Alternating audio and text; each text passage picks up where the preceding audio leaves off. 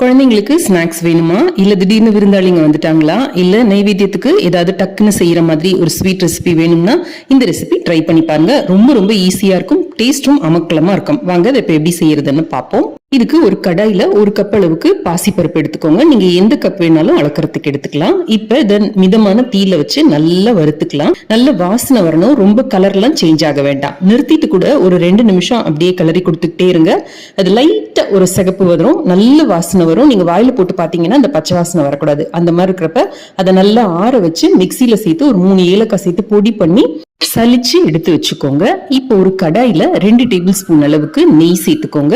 அதுல ஒரு கைப்பிடி அளவுக்கு சின்ன சின்னதா கட் பண்ண முந்திரி பருப்பு சேர்த்து நல்ல பொன்னிறம் வாங்குற வரைக்கும் வறுத்துக்கோங்க. இப்ப இது கூடவே நம்ம பொடிச்சு வச்சிருக்கிற அந்த பொடியையும் சேர்த்துட்டு அதே அளவுக்கு சர்க்கரையும் பொடி பண்ணி சேர்த்துக்கோங்க. இப்ப இதை நல்லா கலந்து விட்டுட்டு உடனே அடுப்பை ஆஃப் பண்ணிடுங்க. நல்லா கலந்து கொடுங்க. நம்ம இந்த சூடோடு இந்த கட்டி பிடிச்சோம்னா தான் அது ரொம்ப நேரத்துக்கு உதிராம இருக்கும். சூடு குறைஞ்சதுக்கு அப்புறம் பிடிச்சோம்னா உதிர்ந்துரும். இப்ப தேவைன்னா 1 இல்ல 2 டேபிள் ஸ்பூன் அளவுக்கு நெய் விட்டுக்கோங்க. நல்லா கலந்துட்டு கொஞ்சம் லைட்டா கை பொறுக்கிற சூடு வர்றப்ப உங்களுக்கு எவ்வளவு வேணுமோ அந்த அளவுக்கு எடுத்து நல்ல கையில உருட்டினீங்கன்னா அருமையான பாசிப்பருப்பு உருண்டை தயார்.